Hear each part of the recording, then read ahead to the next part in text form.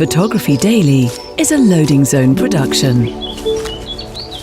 One of the many things I love about the spring and certainly the summertime approaching is being able to make my photo walks into the early evenings, not having that winter rush that you have of, got to get out there, make the pictures, get back before it gets dark. Let me make a picture for you quickly here so I can show you where I am on the photo walk. I literally, from my home, drove 4 or 5 miles, maybe a little bit more, turned left, found parking space, left car, and explored.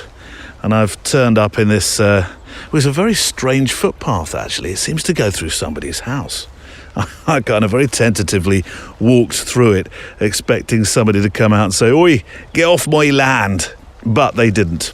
There's a fantastic tree here.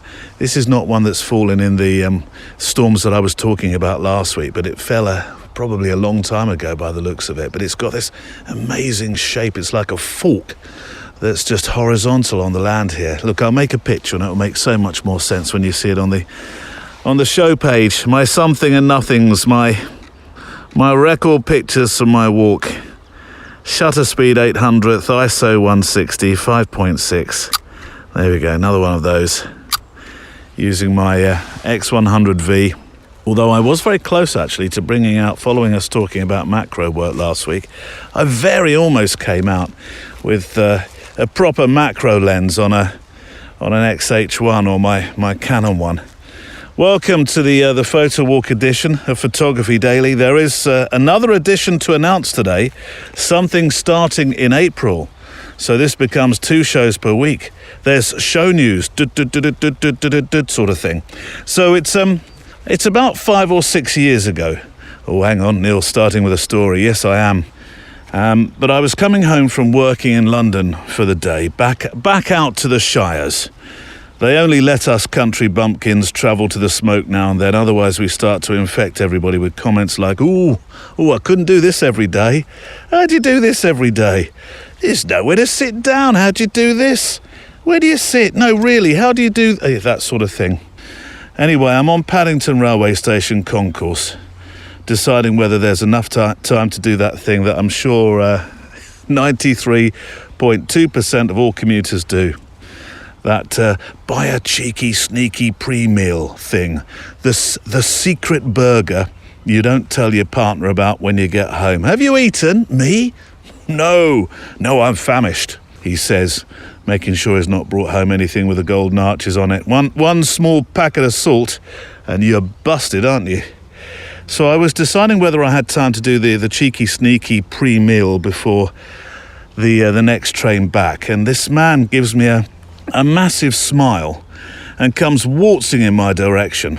I don't recognise him from the proverbial Adam, so I'm thinking he's seen somebody behind me and will just sort of brush past. But he stops right in front of my face and says, I can't remember the name, I'm just going to use Jeremy if you don't mind.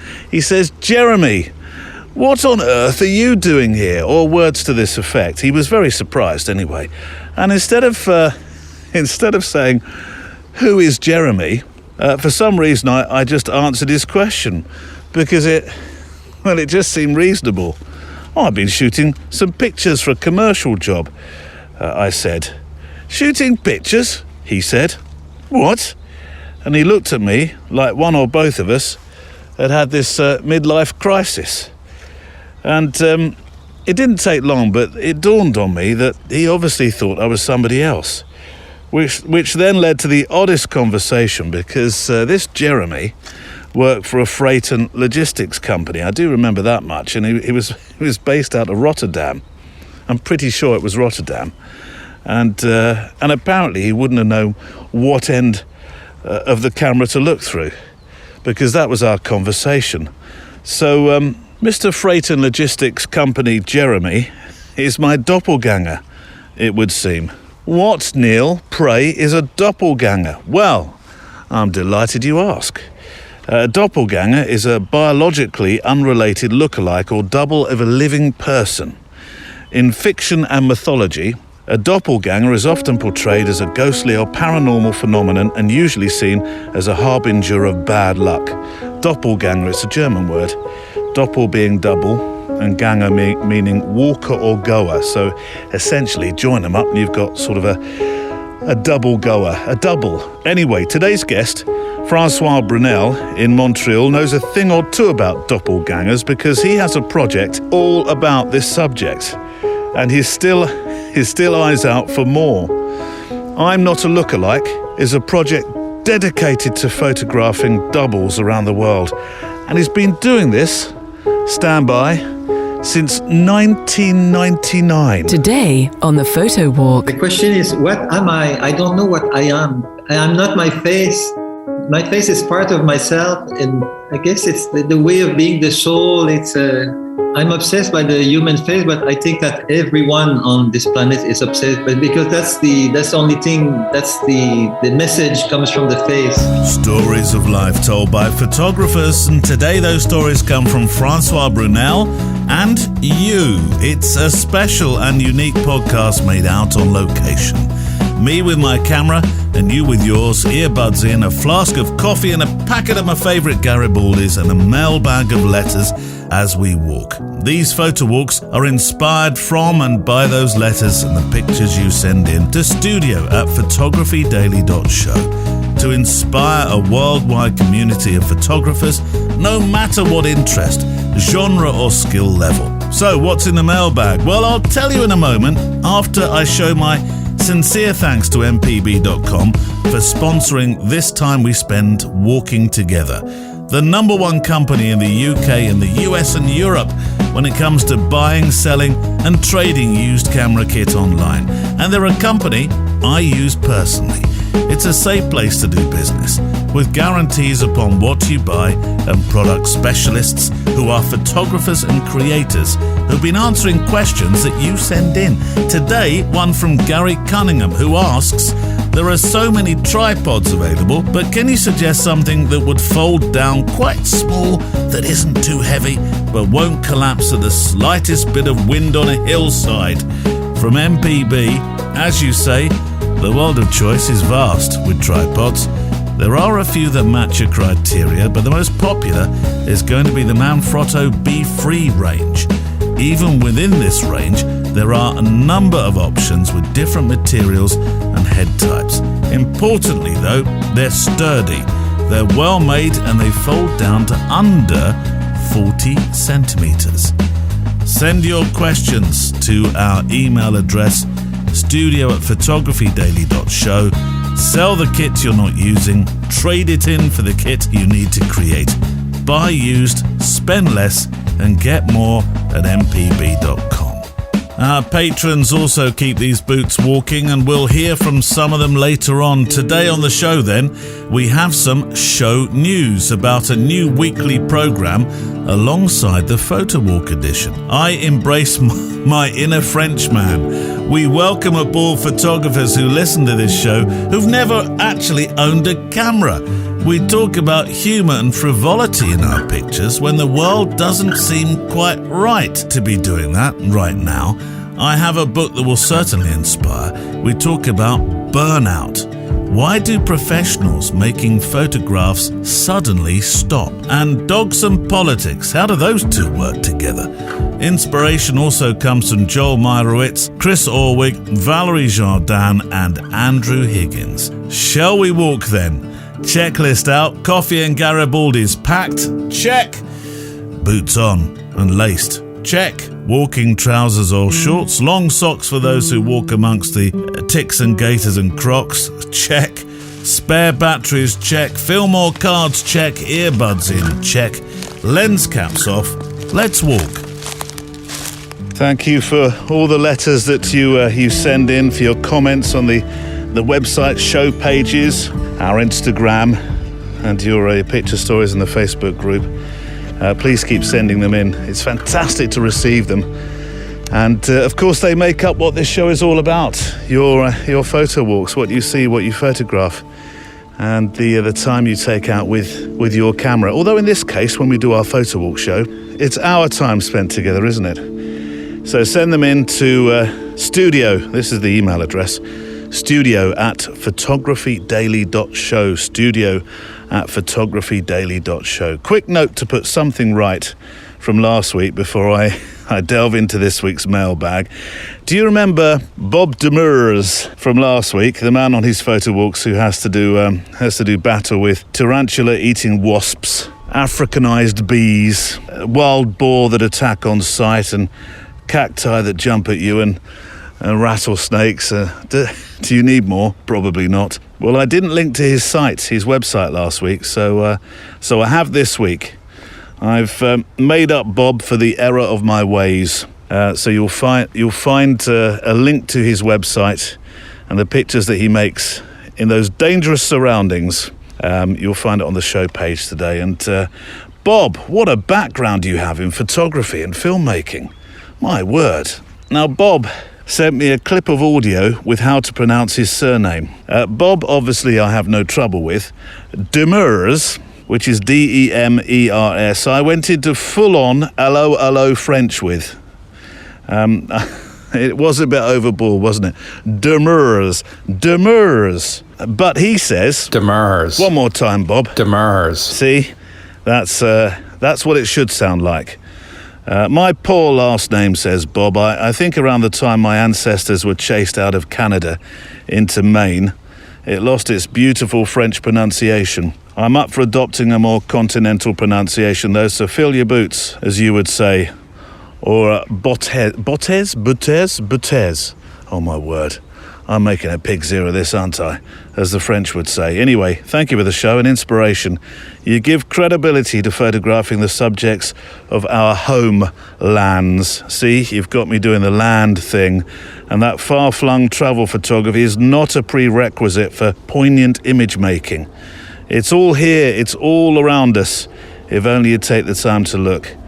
I just finished reading Sally Mann's Hold Still on your recommendation, and she reinforces this notion quite exuberantly with her work. And here is a thought, says Bob, to follow up on that some more. Paul Cézanne, who Picasso, by the way, was quoted as saying was possibly our only master of art, and you may have other thoughts about that, of course, but anyway, Bob says Cézanne was born, painted, and died in the very same place, Aix-en-Provence. So if it was good enough for him, point made. So yes, Bob, my thanks to you, and for that fact I did not know, but probably should have done, about Paul Cézanne. Interestingly, our art teacher, at secondary or high school, if you will, who should have taught us stuff like that, the history of art. He spent more time working out how to aim a bald rubber successfully at pupils and engaging us in conversation, it seems. He was of his time, it must be said. Here, James, catch. Bump. Thank you, sir. Marvellous. Throw me another one.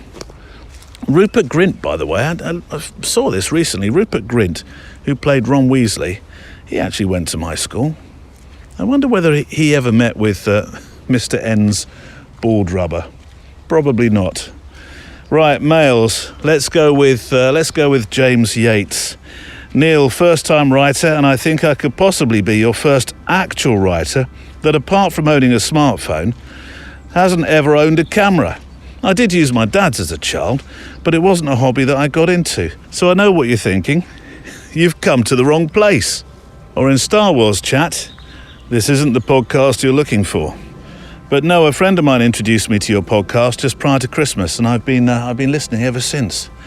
There's something very uplifting to hearing people share their ardour for an artistic outlet that fulfills them mentally and dare I say, spiritually. You can dare say that. And actually, I have a sense of envy for those that do. I've never considered photography as an art, but it's very clear from hearing your guests and the emails that you read out. Letters, James, come on. Use the analogue phraseology we like, letters. But it's very clear when you read out your letters that for many, taking pictures is like breathing oxygen.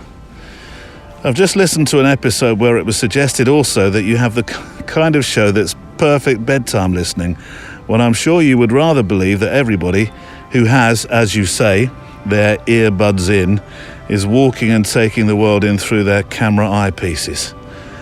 Do you know what? I don't know, James. I'm fast understanding that this show is probably listened to by as many people taking a bus or going to sleep in the evening as walking in the countryside. Though if you can close your eyes safely when listening, hopefully you can feel through the sound those you've got your walking boots on and you're making that walk with us. Well, says James, I too am one of those that doesn't listen on a walk. At the moment, anyway. And I thought you might like to know that next month, April 11th, is my 40-somethingth birthday. Not believing I'm now closer to an age with a 5 before the 0 than the 4. Oh, I know that feeling. The family have been asking over and over what to buy someone who is 40-something, who's probably got everything that he needs. But last night, after being asked for the 1000th time, a thought occurred. A camera, I said. That's what I want, a camera. I'm not sure what this may lead to, but I'm hoping for an adventure. There seem to be a lot of adventures mentioned on your show. First camera later on in life that I can actually call my own, and the first time writing into a podcast. That's an adventure. Don't tell the kids. I'll be doing TikTok videos next. Oh, will you? That's a bit of a leap. I'm now a 40-something-year-old wondering whether I should peek in the gifts cupboard or wait for the surprise. Do you know, we used to have we called it the presents cupboard. Similar kind of thing. Same thing, slightly different word. But I did peek in my childhood, yes. I did. I remember the Christmas where there was the chance I was going to be getting a radio cassette. A cassette, Neil? Cassette? What century are you in? A radio cassette, yeah, I really wanted that. So I could record off the radio and play back and pretend I was on it. And I was really excited about this radio cassette. And I did peek. And I did see it. Both my mother and father, as you know, have passed on now. So if they are listening, in some way, shape or form, in the ether, I apologise. But thanks very much. It was one of the best presents ever. So go and peek in the presents cupboard. Let me know what they bought you. All the best from James. Right, some inspiration for you, I think. And it has to come from Chris Orwig, the photo mentor, the portrait photographer, the international speaker. I went back to episode 119, because I knew that Chris would have something to say that would possibly fit your letter. He is a go-to for inspirational clips for me, as you know. And though I don't think you're going to start with shooting film, well, I'm presuming not. I mean, when you look in that gifts cupboard, maybe a surprise, yeah. Oh, a film camera. I think this little clip, though, that I found from my chat with him, I think it sums up the wonder of imperfection and flaws. Oh, right. Why have you chosen that one, Neil? Well, as you get into your photography, be wary of perfection, retouching and dabbling too much, and being too hard on yourself and wanting everything to be absolutely just right. And remember that as you start your new, amazing, as you say, adventure. I've always found that weathering or patina or passage of time or the Japanese concept of wabi-sabi is this kind of beauty which is timeless in a sense, because what it does is say, even with those film photographs, is you can look at it, and even though it was captured 50 years ago, it will forever be a good photograph. Where I think a digital image, if it is too perfect, it will be good right now, but it won't last as long. So I think imperfection is actually what gives it a little bit of lasting power. And this is true with characters in movies and films. So just to go very, very mainstream, in Star Wars, let's say, my kids saw that recently, but let's say the character Han Solo, the fact that he's so honest and all these things, and it's why we like him. That's why that character will be a timeless, he will always be enjoyed because of, he doesn't believe in the Force, and he's kind of doing it for the money and whatever these things are. And in all great stories, there are flaws which make us, enjoy the story, the character more, and it makes it last. And so, yes, I think in photography, there is a real danger to over retouching, to getting it too perfect, to fixing photographs maybe too much, and the opposite can be said. I mean, you don't want to like throw this dirty filter on it and think that's going to work either. There's this interesting balance between the two. The wonderful Chris Orwig. I keep meaning to call Chris again.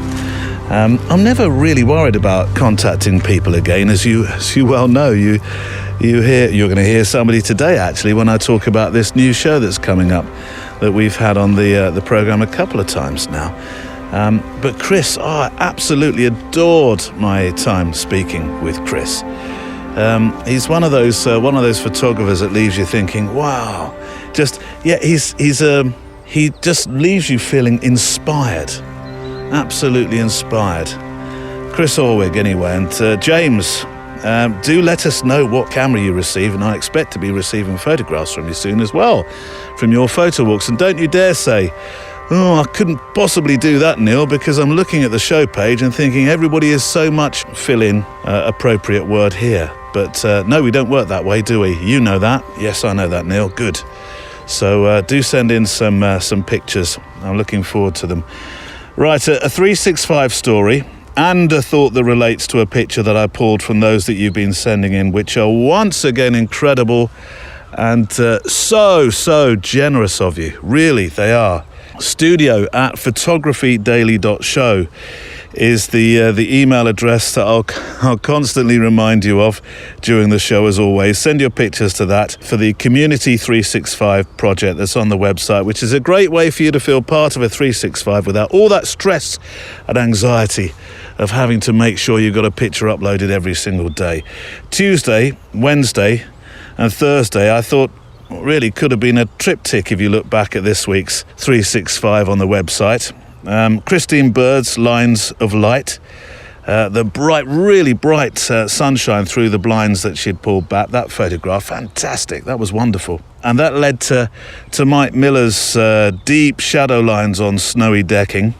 And then Per Berghaug's abstract lines firing out of what was a window decoration that I think you got at Christmas time. But then right at the start of the week, Philip Koretz was, or rather sent in, Monday's Community 365 picture that featured on the website. And it was fantastic. A really lovely piece of street work. It was, let me describe it for you. It was well, in fact, before I do that, the sun's just come out, this late evening sun. It's really pulled out one particular tree here. And before the sunshine goes in, because there's a cloud coming, I'm going to quickly get a picture for you. It's just, fantastic. Right, 320, shutter speed, 5.6, ISO 160. The sun is just isolating this tree on the right-hand side of the frame, whilst the one on the left is just out and it's become just a silhouette. Ooh, hope I do that justice. Yes, because the sun's going in. Almost the moment I finish my sentence, gone. It's now just like the other one. Same illumination. Where were we? Philip Koretz. Oh yes. Let me explain his picture. It was a reportage street portrait of a man who I assume works inside this shop. Outside the shop, who's holding a silver balloon star right in front of his face. I mean, it could have been that Philip, you raised your camera and he thought, no, not today, thank you, and put the balloon in front of his face. I mean, it might have been that he was hiding from this bright sunshine, because the sign next to him is all about cosmetic face treatments. So he might have been obviously worried about too much sunshine on the face. I don't know, I'm guessing a bit here, but that could have been the case. And if that's so, then this becomes one of those pictures where timing conspires to make the most fabulous street picture. Anyway, the photograph is one of Philip's, which Philip loves doing, one of his street photos. But Philip wrote some text next to it that just got me thinking a bit. He said, with the latest horror splashed on every newspaper's front page, I'll admit it feels frivolous to run around taking pictures of strangers. those words, yes, they really did get me thinking. And it got me thinking about the sort of the mental light and shade of life, and what we should feel, and what's right and what's appropriate. Slight tangent, stand by. You know, in my one and only experience with a therapist, steady on, Neil. Remember, you're British, you're not allowed to speak about such things, let alone admit you once had one, surely. Just let me flick the English gremlin off my shoulder. Flick. Gone. As I was saying, the therapist put this thought in my head that I've never been quite able to shake, and as I'm using the word should there, it's just come to my mind again. She said, never say the word should. Why, Neil? Well, we create anxiety and stress in our lives when we take away choice, and should. I think she said should is not a choice word. Something like that. She was much more eloquent than I, but sorry. As I said, slight tangent. Anyway, 3, 2, 1, back in the room. You know, Philip, what feels right for you may not be for somebody else. You are making pictures, and if that provides respite from the world events, which we've established time and time again, is such important mental solace, isn't it? This thing that we do, taking or making photographs.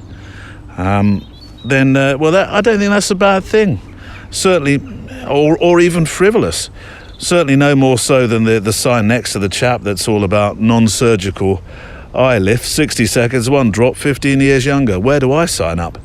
To that man in your photograph, that's not frivolity, is it? That's his career. It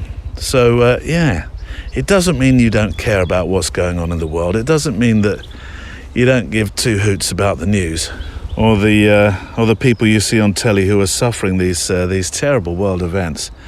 I think if it feels right to you, then make the picture. Definitely make the picture. I think I've told the story actually about my Instagram account, haven't I, in the past? My Instagram.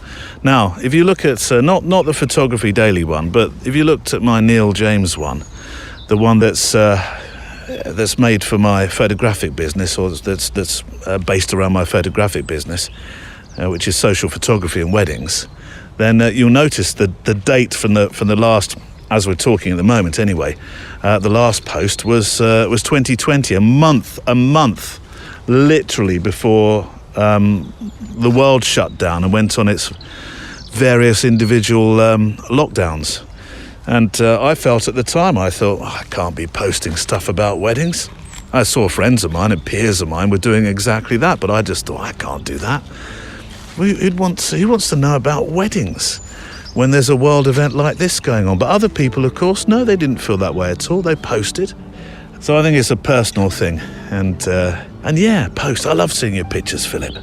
The mental health charity Mind said, have moments where you permit yourself to be, to see, to feel something else. Take time out of something. Actually, I've only just heard about doom scrolling, where your screen time is completely negative. I hadn't heard about that. I didn't know that word up to about a couple of weeks ago. Where have you been, Neil? Well, no, I just I didn't know that word. Anyway, sorry, I went off on one slightly there, but Philip, your comment, I did feel I needed to say something. Right, news time, and some inspiration. We have a new series of a second show in the week starting from April. It is a show called The Assignment. So The Assignment happens on a Monday and The Photowalk on a Friday. Something to start your week and give you a challenge. Then, of course, I'll walk into the weekend. The Assignment is it's going to be a short 5 to 10 minute show where each week a photographer, including some that we've spoken with in the past, sets you on a picture challenge for the week.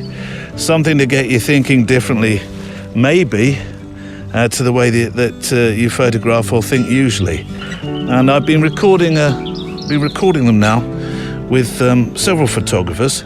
And this is Valerie Jardin, who's set some. They're not all street, because of course she's famous for street pictures, but she set a few street challenges. But when I recorded our conversation, I asked her why assignments, why challenging yourself is important. Well, The one thing I hear the most since I started teaching photography is, oh, I know I need to go out more often, but I don't feel like it. You're not going to improve by staring at Instagram all day. No. You're only going to improve by being out there with your camera. And so sometimes it's hard to motivate yourself to get out. Sometimes the weather is cold or it's raining. So pick an assignment or go out with some friends. I mean, just get out. And I find that especially today and for the past few years, we've been so lucky to have photography in our life. I mean, it's been the most amazing therapy. And I know a lot of people listening to this can relate that when we're in the zone, we forget about everything else. And that is so fortunate, because I think a lot of people don't have that, that outlet and that ability to just get in the zone and not think of anything else for a few minutes, an hour, or a half a day. So go out more often. And if you need a boost, yes, listen to the weekly assignments and then make a point of, going out until you get a keeper. Challenge yourself. It's not supposed to be easy. So if you want to have some compelling photograph, you're going to have to work.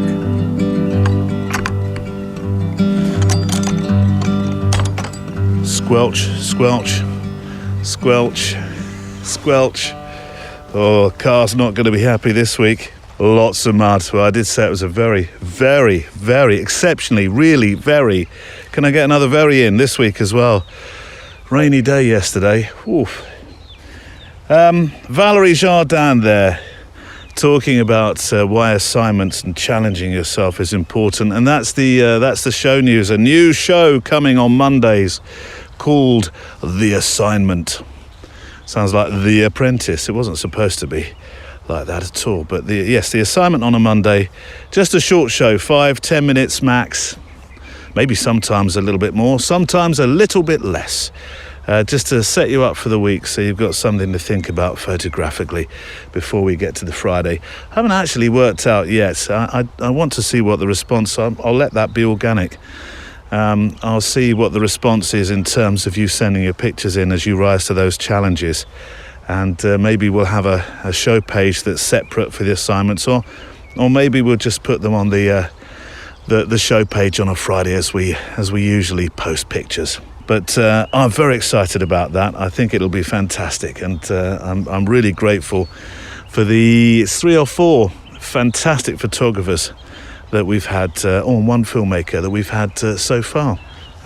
So today's guest, Francois Brunel, another opportunity for me to practice sounding a little bit French, whose website I will of course link to on the show page, but equally you'll see some fabulous examples of what we're talking about. And today's guest really is an opportunity to talk about capital T now, the project. The hardest thing about photo projects is starting them, isn't it?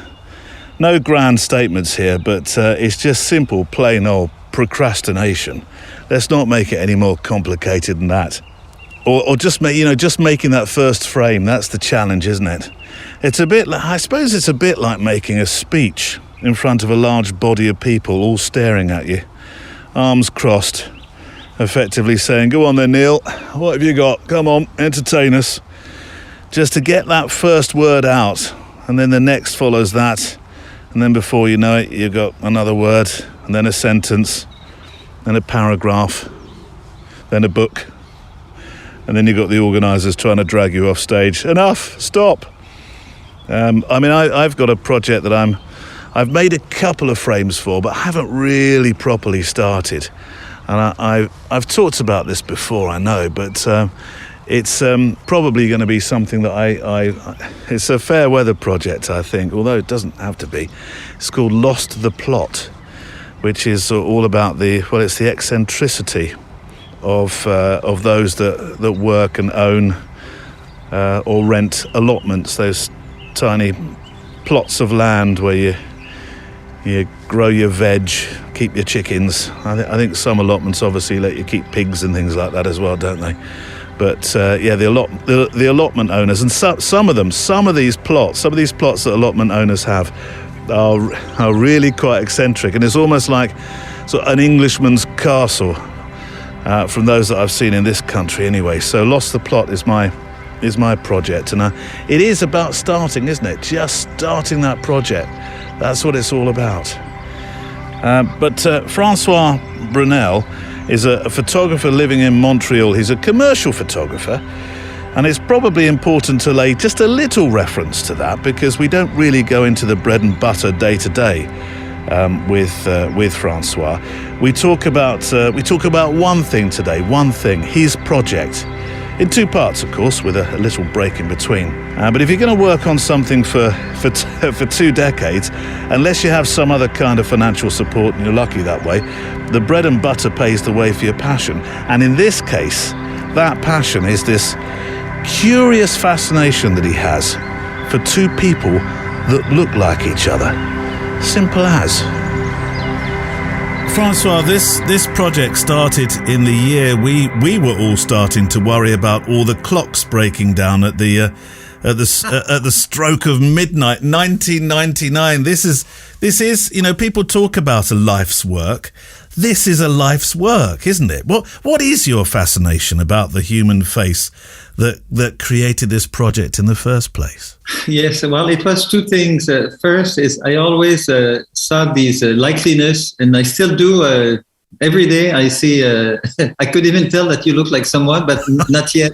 But I'm watching a movie, and I would say, oh, the lady, this Turkish actress, she looks like the lady that works at the convenience store nearby, and it seemed like it's her, and the way she moves. So I've been seeing that for forever. And the other thing that I guess press the button of that is that I was told I looked like a certain Mr. Bean, the character played by Rowan Atkinson. Oh, and yes, yeah. But I didn't know who was that, so I thought I looked like a bean. Say maybe people think I my face looks like a bean, and in Montreal we have French-speaking people and English-speaking people. So the English-speaking people would tell me that, oh, you look so much like Mr. Bean. I watched TV one night and I saw someone who looked like me, and he was trying to take a bath or something like that. The wall was falling down. And anyway, then I look at this one, I say, my God, this is me. Oh, you tuned to Mr. Bean. Yeah, but I say, my God, it's horrible. The program ends and you see the letters, Mr. Bean. So did you do anything, did you dress any way to look like him? I used to wear a tie at the time. My hair was short, always wear a tie. Yeah. 7 days a week, even at the Saturday, the Sunday. Which is what Mr. Bean does, isn't it? Yeah, well, but I didn't know that because I wanted, when I went to the grocery store, even on the Saturday with my children, I wanted to be taken like the father of the children, not the older brother. Anyway, so I changed now. My hair is long and I no tie. So this was the spark of the idea then? When I saw that, this likeliness to Mr. Bean, then I thought, that's interesting. How can two people look so much the same? And I'm one of them, so I know it feeling. So I thought, what about finding two lookalikes that look perfectly alike? I would bring them together. I thought that when they would get together in my studio, two people that don't know each other, they would be in a state of shock, oh my God. And then I would do a photograph, and because of their state of shock, my photo would be good. So you have this extraordinary idea, and I know that you managed to find some friends initially to make pictures of that were lookalikes, but this number of 200 and then later 250 is hit upon as the number of couples, doppelganger couples that you want to make portraits of. So it's an immense challenge. How many did you start with? How many people did you know that you could start the ball rolling with in 1999? I did photograph about 8 or 10 people. That was it. There was no more that I could know. And all the one that would agree, I would have photographed. And then the other one, they would say, well, I'm not interested. Or they moved away and things like that. So then I say, what will I do? So I had the idea to contact the media. They will help me to find what I need. So because at first I thought of putting some ads in the papers, and I did that.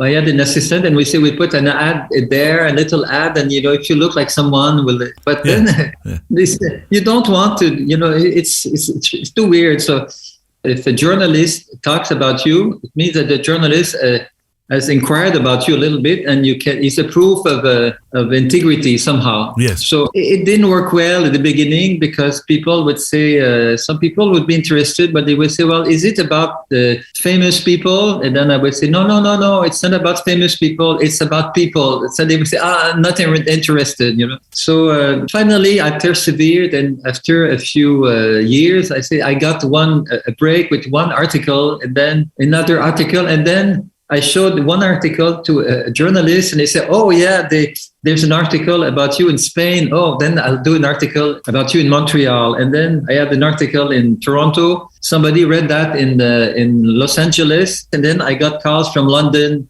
England. And then I got calls from, and then from South America. And then it traveled because it was the beginning of the internet, year 2000, and the blogs and everything. So, and then people would write to me and they would say, because I would tell the reporters, please tell about my project.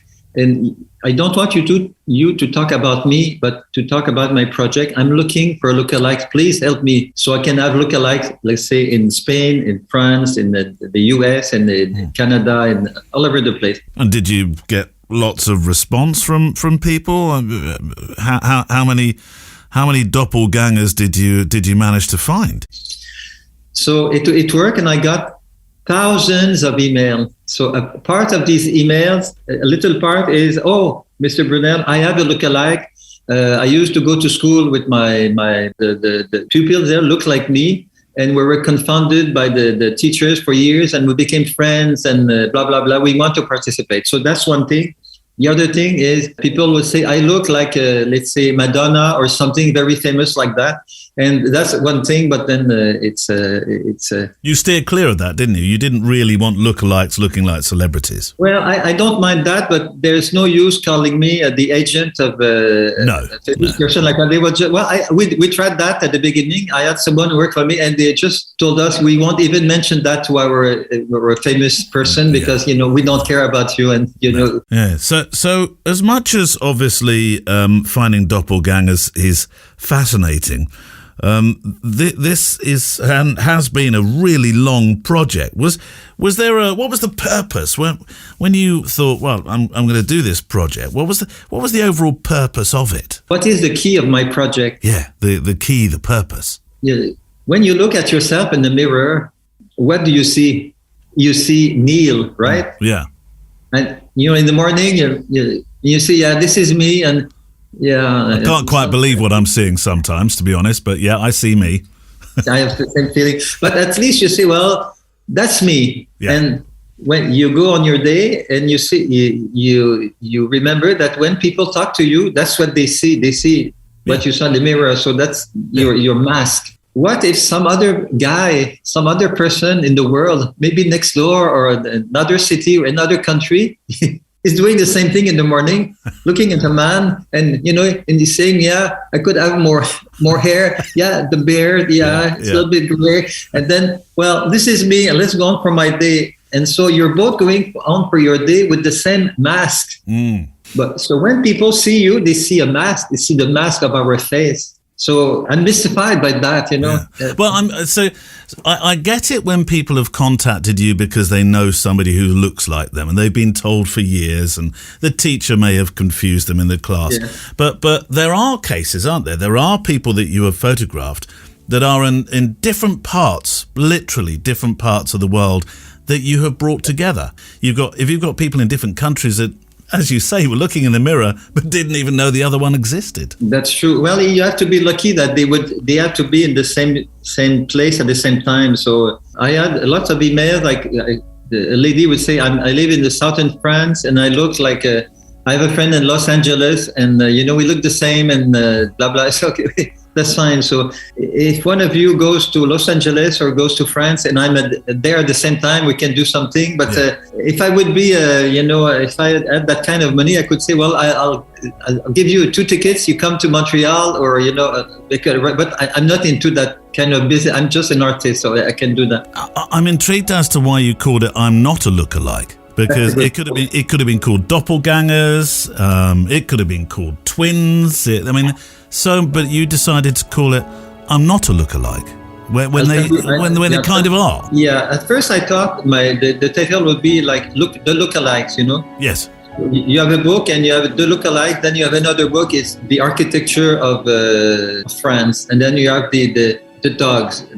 So it's me looking at the lookalikes and saying, you know, I look at you, I collect the pictures of you, and then I show it in the book and say, this is what you are lookalikes, and you know. But a lot of people that I photograph, it's crazy, even though they look very much the same, they would, and I have a friend who told me once after the photo session, and they look very much the same, like it's crazy. And he says, oh, François, I have something to tell you. I hope it doesn't hurt you, but so I say, no, what is it? He says, we don't look the same, you know. And the guy is a genius. He's a visual artist, and I'm still laughing up to this day, and because he thought he didn't want to look like the other guy somehow, you know. So what he says is, I'm not a lookalike. That's what he told me. I am my own person, sort of thing. Yeah.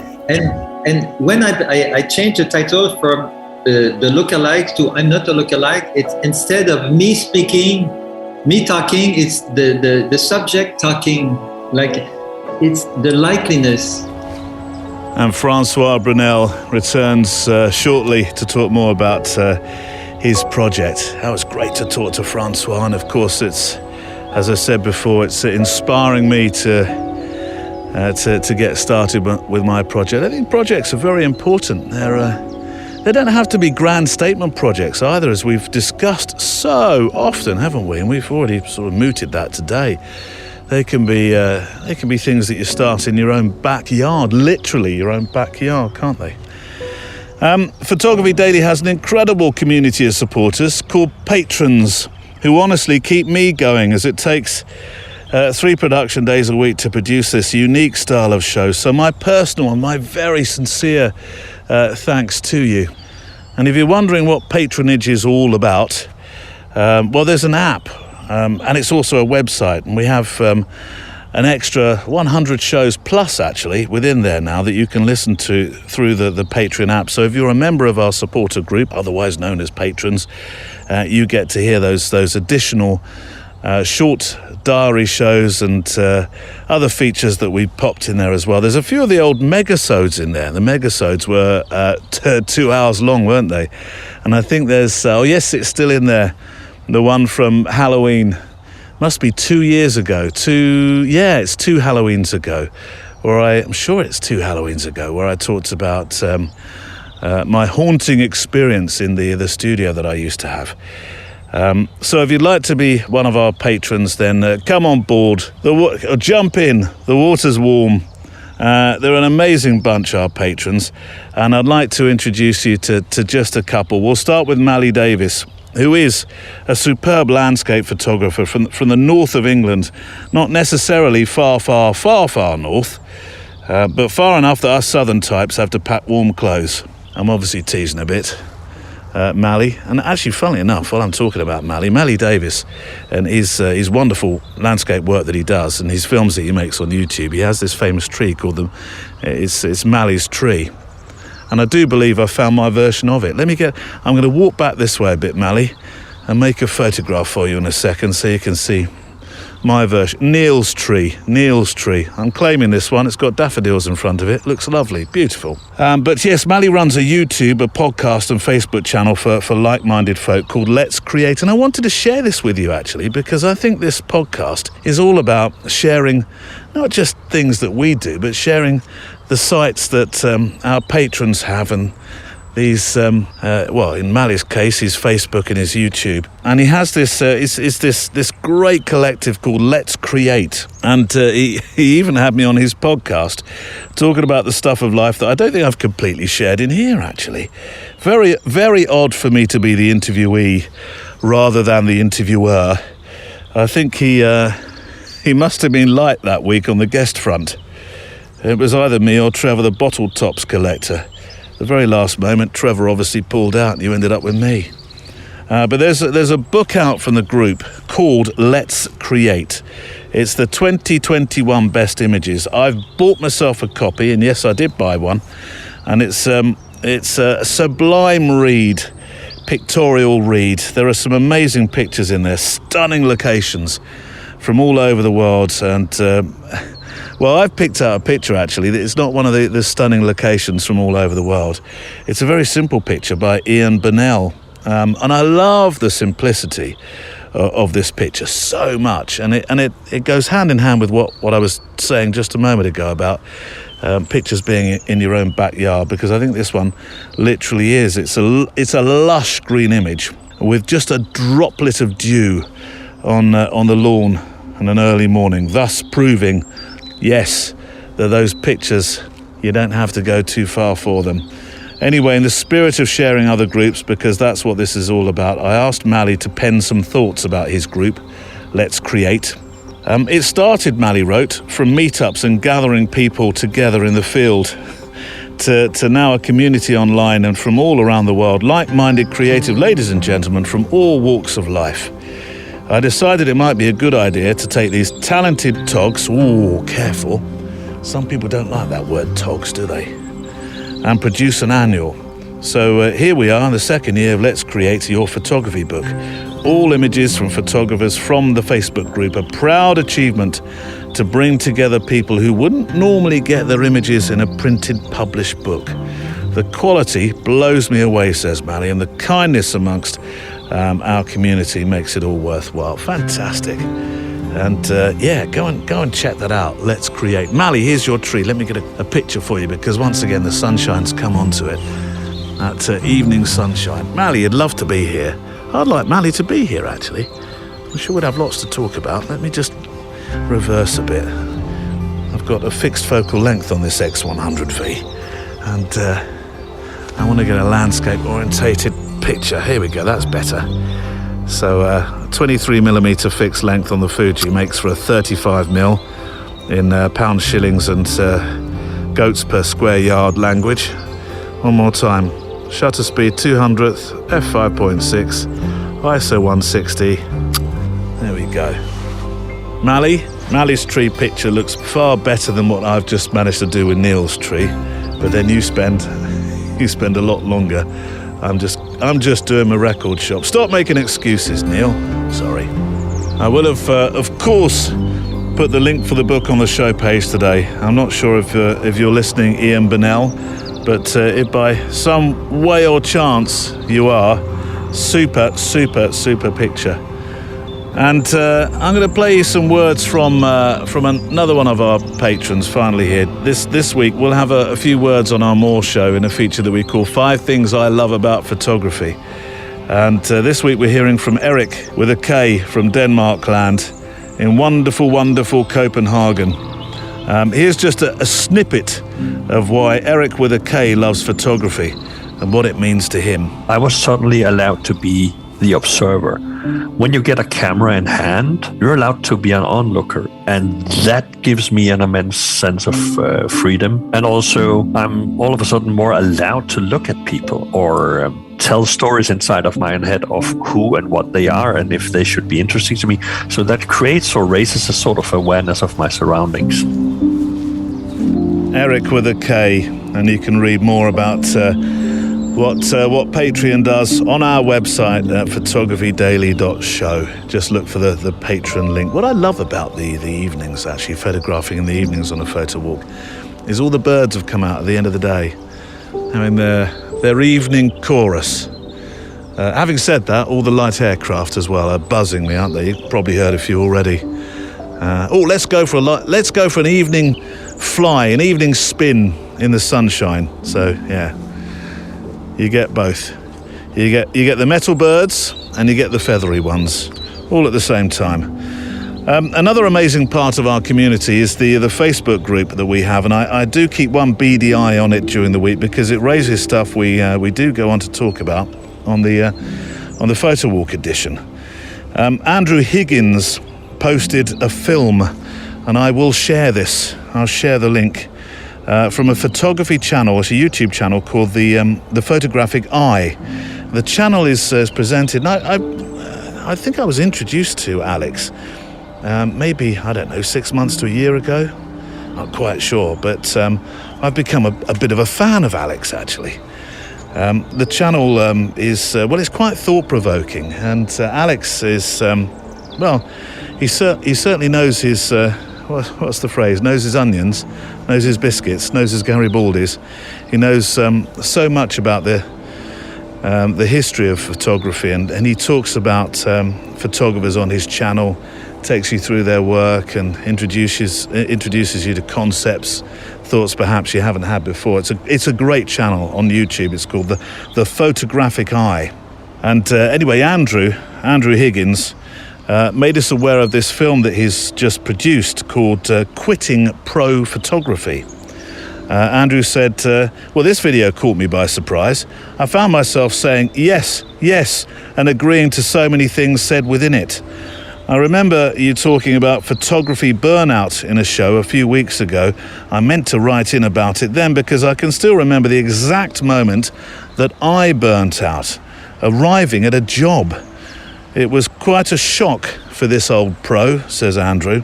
But in this, Alex puts it very well in this film, that will be from a pro perspective. And yes, I watched the film. And it is about burnout, and it is about, I tell you what, it's the integrity of that film is phenomenal, because Alex, of course, he lays bare the way he feels about working professionally and making portrait photographs. And of course, even though he doesn't have clients now, it's the kind of honesty that I don't think you get it from many certainly not many pro photographers in the portrait or what you might call the social photography arena. And Alex just talks about what it means to be professional and how that in the end became quite a haunting prospect for him, and how he's made it his quest now to talk about picture making and to educate others, as opposed to I'm not going to call it a rat race because because I'm within it. I don't feel that it is, but I know some people find it a lot more stressful than others. That's the thing, isn't it, about making your hobby your job. Alex talks extremely eloquently about it. A few comments were made within the group about that film. Chris Rogowski made some comments as he starts out on his professional journey. He's just 3 months into being a pro, so it was probably an interesting view for him. And then there was Paul Rosen. About 12 to 15 years ago, says Paul, I met a wedding photographer. As our conversation went on, I asked if I could tail him as a second shooter and learn his trade. He agreed, and I learnt to shoot weddings. Before long, he was giving me all the work that he couldn't handle himself. I was getting my own jobs and so on. I eventually went on to have my own small shop, stroke studio, where I scraped by for a while, shooting weddings and events and families and portfolios and doing Photoshop work and all that high street shiz, as he calls it, even passport photos. Actually, don't knock it. I know a few people that make reasonable if not livings, but a reasonable amount of money doing passport photo work. Or they did prior to nobody needing passports for 2 years. I was a better photographer, says Paul, than I was salesman, and I ended up jacking it all in. I just wasn't making the money that I thought I should be making. Fell behind with the shop rent.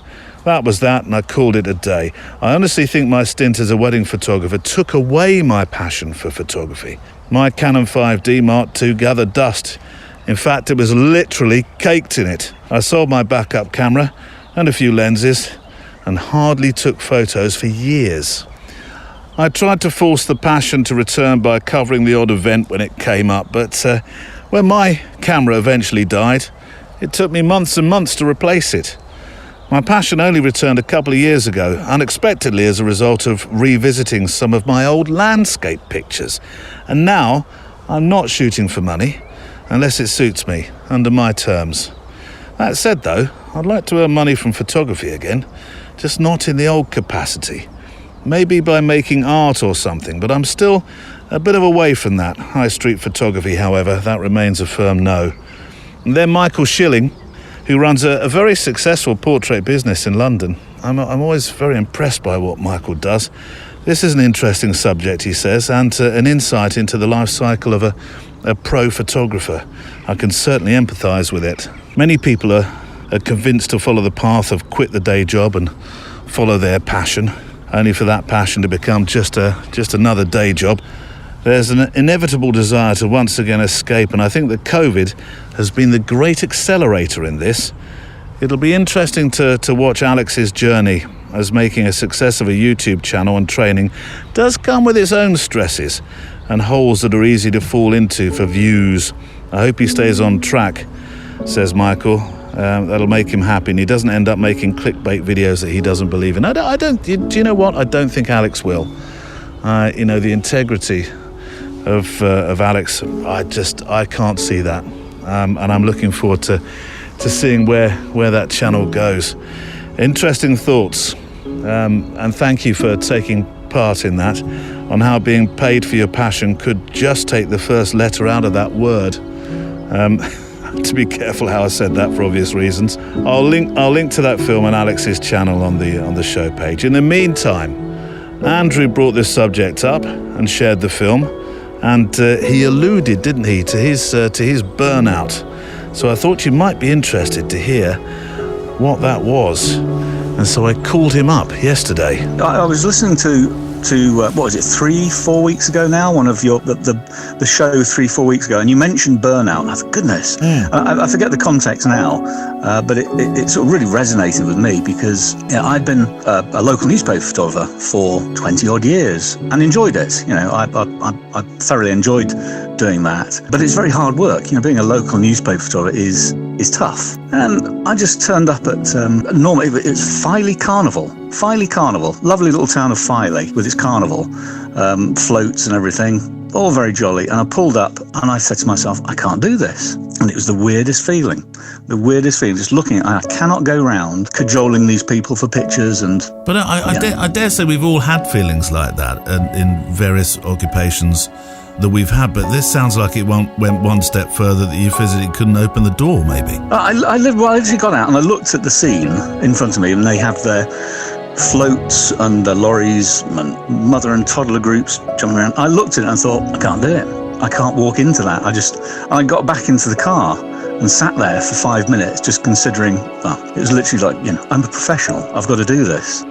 And I said, just get in there. It's a bit like the kind of way you have a blank sheet of paper. You've got to put something, you've got to do something. And I thought, just get out there, just walk into it and start taking pictures, because that's what you do.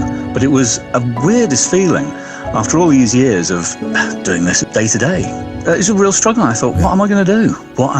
This is a really strange feeling to come to terms with, of the sudden moment of, call it burnout, whatever, of just finding the whole thing suddenly. And it was a simple thing. It wasn't as if it was a complex job. It was the simplest thing. Hundreds of people eager to be photographed, and I thought, I can't do it. Straw and camel's back. It was very much so, yeah. Was that the start of the end for you in newspapers then? Well, interestingly, probably, I'm trying to think of the timescale, 2 or 3 years later, newspapers started to get rid of staff photographers. We were all offered voluntary redundancy. I knew what was coming. It was voluntary or compulsory. And it was in the back of my mind. I did think, remember back to that time when you just had enough? Keep yourself up the backside. Take the money, they don't want you anyway, and see what comes. So yeah, it did play a part in 2 or 3 years down the line in leaving newspapers. I then missed newspapers because I did get my mojo back. I did come back into it, but it was a distinct point. And as I said, when you mentioned it on the show, the burnout a few weeks ago, it came back to me. It suddenly came back to me. Yeah. And it's still a very kind of fresh, weird memory of that time. What's that other pertinent phrase in life? Be careful what you wish for. Yes, this is it's a fascinating subject, and I'm sure. Well, if you have some thoughts about it, please write in to studio at photographydaily.show. And while I'm about it, don't be a stranger, don't be shy. I'd love to see where you're walking. My walks tend to be, they're quite close to home at the moment. They're woodland, they're paths, as they have been today. Find a place, park a car, walk. And it's great. I call it a sort of a geographical blog is a phrase that I've been using when you send your pictures in. You don't have to write loads. We're not expecting an essay from you. But if you can write a few thoughts down about where you photograph, what it means to you, then it's fantastic. Send it to me, please. studio@photographydaily.show. You've been making some amazing pictures, as always, on your photo walks. And just as at the start of the show, I talked about the light and shade of life. The episode, well, it's a bit cyclic today, and it's come around perfectly to these two letters here with photos that I shall put on the show page. This one is the light-hearted one, definitely from Morris Webster. Hello, Neil. Hope you're keeping well. Firstly, I thoroughly enjoyed the interview with the great Joel Meyerowitz and look forward to hearing more from him soon. Oh, yes.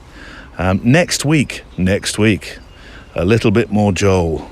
A recent walk along the seafront led me to finding my inner Elliot Erwitt recently, photographing the dozens of dogs that I encountered during the course of the morning. I particularly enjoyed watching this interaction between the owner, his dog, and a couple who were walking on the beach. So it's on the show page today. There are 3 pictures. You can see those. I was reminded of your comments regarding the dog ownership being a great way to meet people, and as the scene unfolded before my lens, I pressed the shutter thinking, here's a series for the photo walk. Hopefully you will agree. And I did, Morris. I most certainly did. And you're right. I mean, I was going to bring a Sabarkalot out this week. But with all the rain yesterday, honestly, he would just return home. He wouldn't even look like a dog. He'd just look like a bar of mud. So I thought, no, I did take him for a good walk this morning, but in a place that certainly didn't have as much mud as where I'm walking at the moment. But yes, Sabarkalot is going to be coming out on these photo walks. He will be. And maybe next week, I don't know, or the week after. We'll see.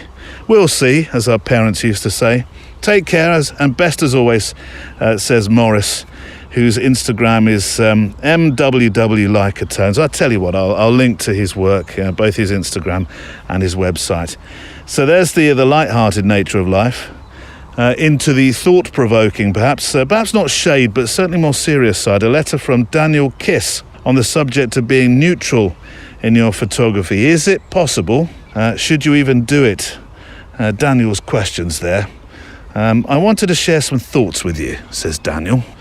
Being a documentarian, we as photographers should be unbiased. I know this. This would be a great thing to do. We should just present the world, or a fraction of it, as truthfully as possible, so people, i.e. our audience, have the freedom to think as they wish based on photographic evidence. But is this actually a good thing, giving people all this freedom? Hang on a minute. Should we have a warning on this? In Hungary, says Daniel, Eastern Europe, we're going to have... I know where Hungary is, thank you. We're going to have our parliamentary elections in April. I believe it was Socrates who thought that voting is so serious and has so much effect on a country's future that ordinary people shouldn't automatically receive the right to vote. Or, hang on a minute, that they should pass a certain test of some sort. Voters should be intelligent and well informed about politics and parties to be able to responsibly vote. When I went to document our rival, that was Socrates that said that, yes.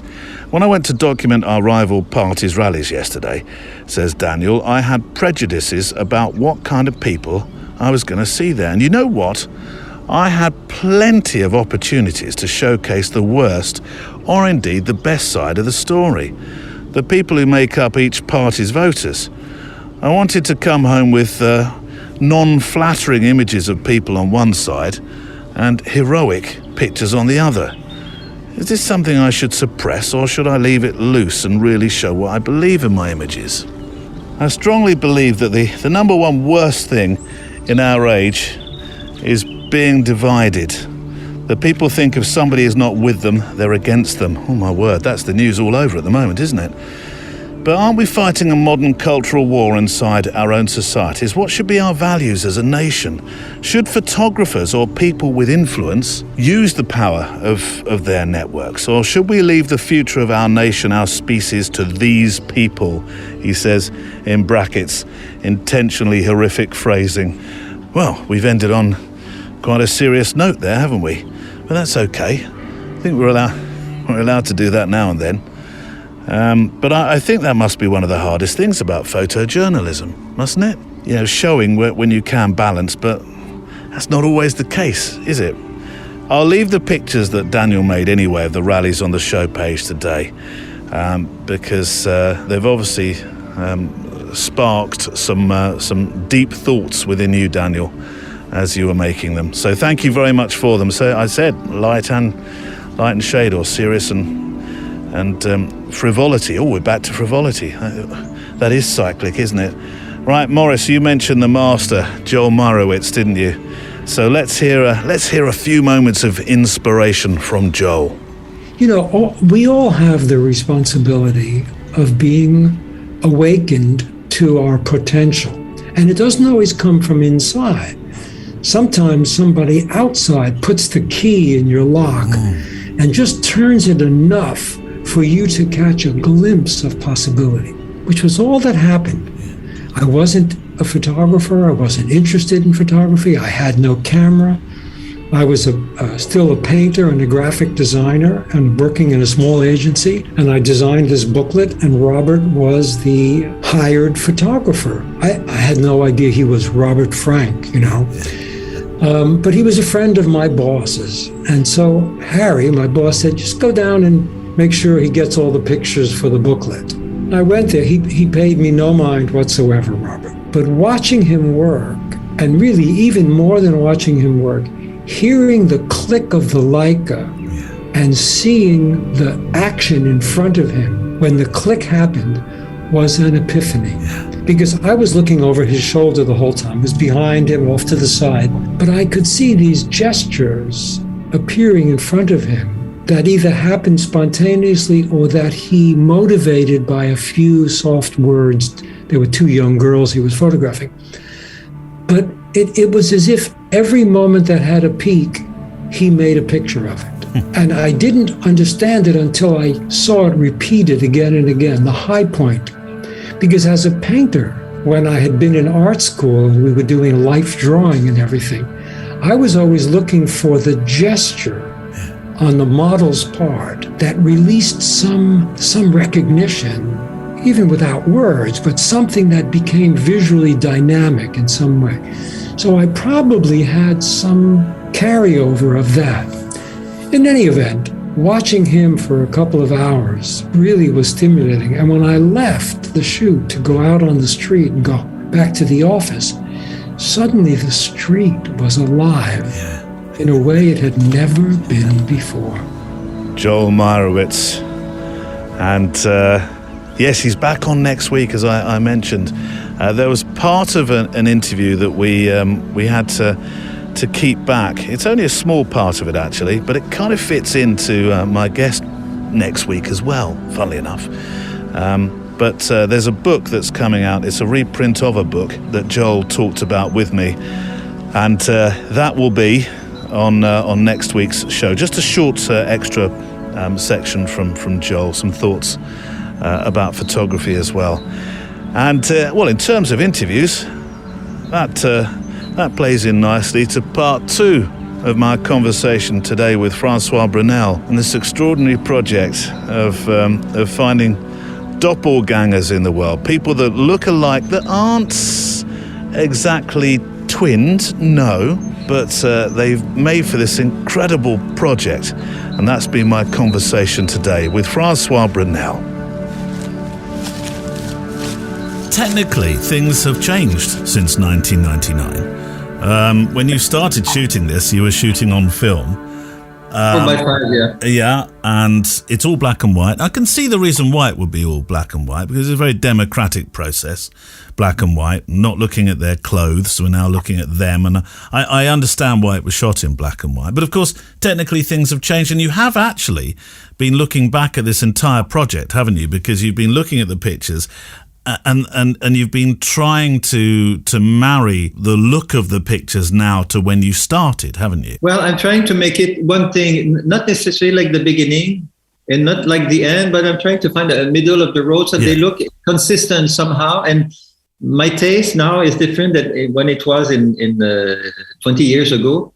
And when I look at my very best prints 20 years ago, I look at these prints and say, my God, I thought it was good because my taste has evolved and the taste in general has evolved. So I want to to present the project to the public at the end in a uniform way, but more up to date to my taste. But also, I don't want to be too much in fashion. So when I started the project, I thought it would take a long time, and I decided from the beginning I will take these pictures so that they're good forever, not just for 2 years, and then after that we have to change and find another way. So I still look at some of the pictures, and they could have been taken yesterday. It's 22, 23 years now since you started the project, and we've talked about the power of the project so often on this show, how having one can really energize you as a photographer, as a creative. Did you do it for a book, for a show, or who did you originally do it for?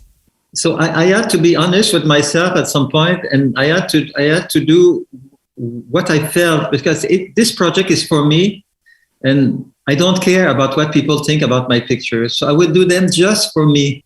And I told myself, if there's one person in the world, just one, who loves my pictures, who likes my pictures as much as I do, I'll be satisfied. I don't need anything else. So you didn't set out then to make it into a money-spinning project? A book wasn't on your mind, or exhibitions? Because this has turned into one long tail project. Are you saying you had no idea at the start where it would necessarily lead? Well, I wanted to have a book first, and an expo. But then I changed my mind during the course of the project. I want more an expo and a book. I tell you why? Because I wanted to share my photos with the world or other people, let's say. But because of the internet, my photos have been seen by maybe hundreds of millions of people around. So my little ego, a photographer, to share my photos, this is done, check. But I still want to do a book, because in the internet, it's one thing to look at pictures, but when you look at the prints, it's more exciting. I still believe in books, Many of those that you photographed 2 decades ago, they've all aged. Have you gone back to photograph them again? Are you fascinated to see if they've changed or moved away from each other in terms of how much they look like each other? Yeah, good question. Some of them are deceased, unfortunately, because they were already old. But it could be interesting for, Francois, I get this kind of idea as we talk that this project is could be the never-ending project. I know that you have this 250 in your mind now, 250 couples, but equally it feels to me like you could just carry on with it. It's almost close. I always want to put on my website that it's close, but I'm always expecting. And I got an email recently, 2 ladies from Ontario, the neighbor province, that they look the same, but they live in 2 different cities. So I'm supposed to go in their city in the month or so to photograph them. But I'm still hoping for the extraordinary pair. And I got some in the past, and maybe I already had them, because when I started the project, I had these friends of mine. But then I thought it would be nice to have 2 old men from the country, 2 from France. And then I got these two men in Spain who are almost nude, and they're all covered with hair. And so this is what I was looking for at the beginning: human specimens. I think you've become the go-to, haven't you, for some people who are actually searching for their doubles, which probably wasn't the plan. A lot of people write to me, in fact, to find their look-alike. Even a Chinese lady. She wrote to me at the beginning of the project, and she sent me pictures of her. She's standing in her room, just in a house, and probably her mother took the picture. She's just she turns around and she looks at the camera like, I'm Jennifer, and she's 17, and she writes this to me. She says, Monsieur Brunel, I saw your project on the internet, and then would you please find my look-alike so that I feel less alone on this planet? Wow. I still have the picture and the email.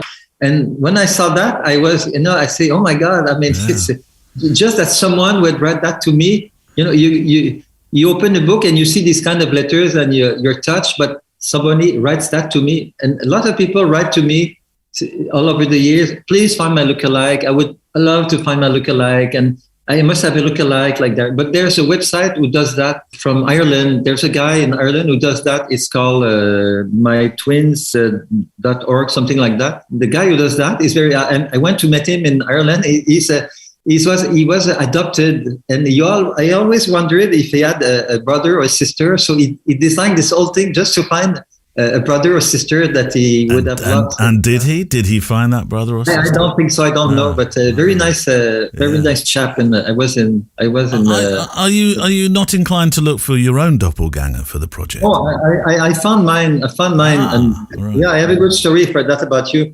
It's I was told by many people here in Montreal that, oh, you look like Jean Maheu. You look like this guy, an actor. And I say, I didn't know him, so I say, well. Finally, one day I say, let's get him. And, she told me, tomorrow, Jean Maheu is coming for a picture. So that night, I didn't sleep well. I woke up, I was totally in a bad mood.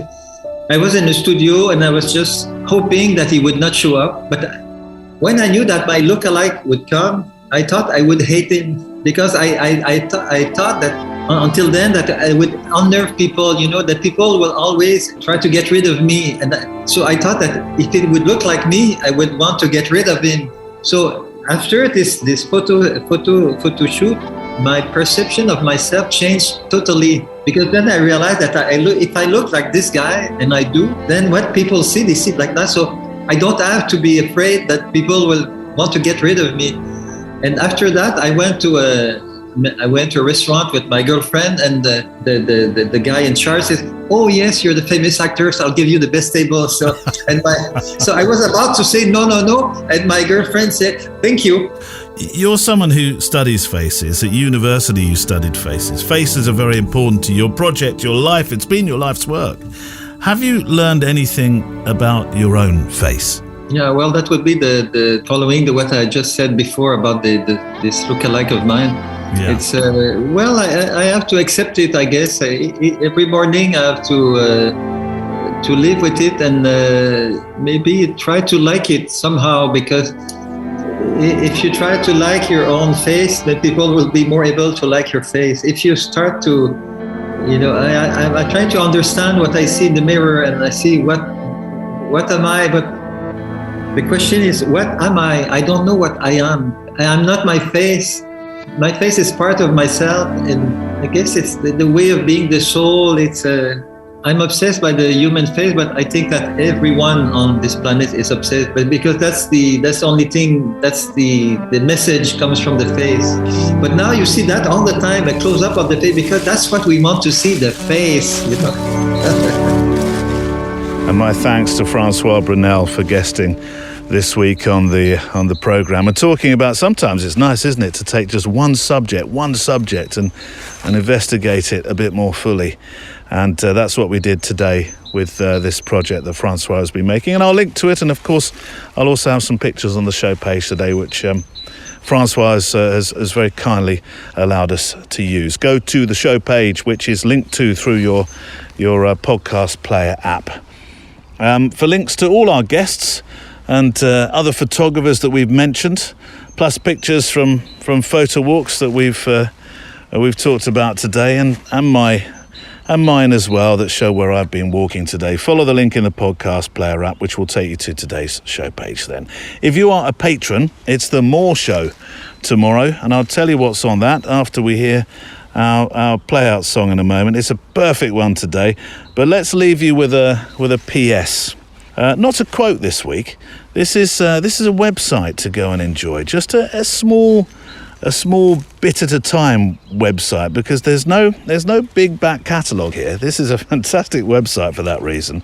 There's no long list of menu items, infos and bios and all the other things that you usually associate, of course, with a website. You get just one.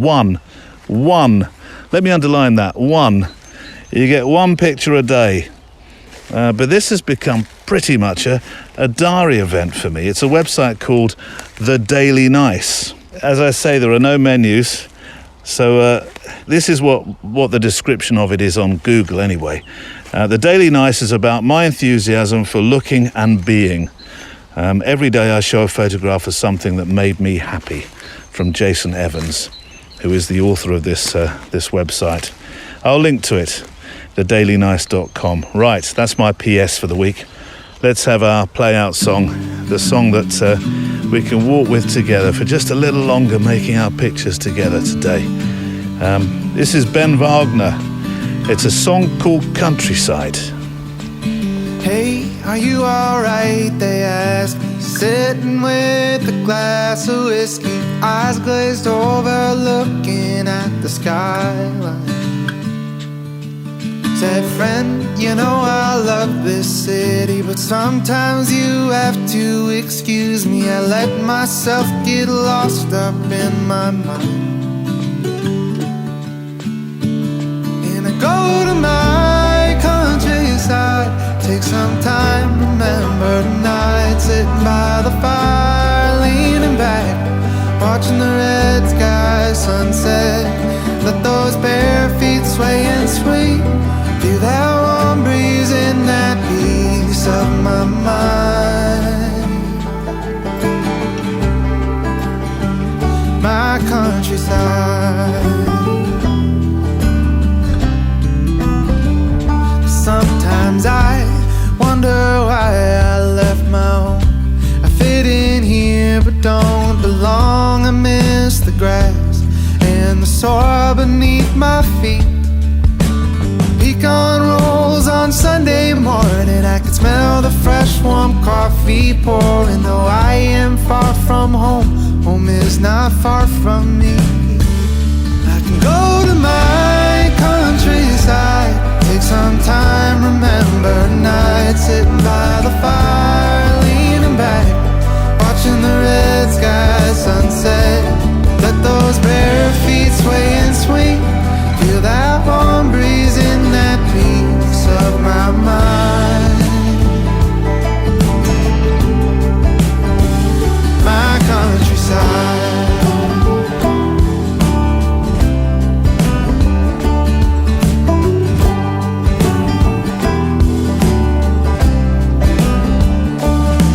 As though I am far from home, home is not far from me.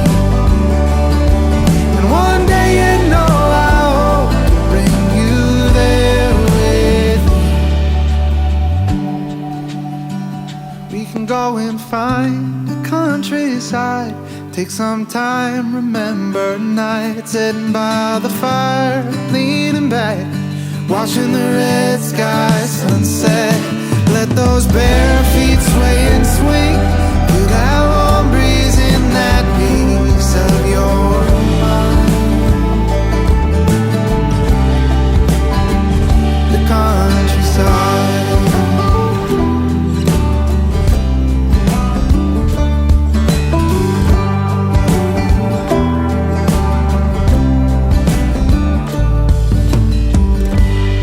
Ben Wagner and Countryside. And that's it for this week. My thanks to Francois Brunel, Joel Meyerowitz, Chris Orwig, Valerie Jardin and Andrew Higgins, and those who are patrons, which you can join through the link on the website photographydaily.show. And for those wonderful supporters who are, tomorrow is the More edition. It's your own weekend oasis of a little extra for your kind support. And we're going to be talking about Salgado at last. The woman who did a kindly act every day for a year, and we'll have another 5 things I love about photography. Music on the show from the incredible artlist.io. Production assistance from Neil Ford and Emily Renier, and I look forward to photographing with you, hearing from you and talking with you next time. Photography Daily is a Loading Zone production.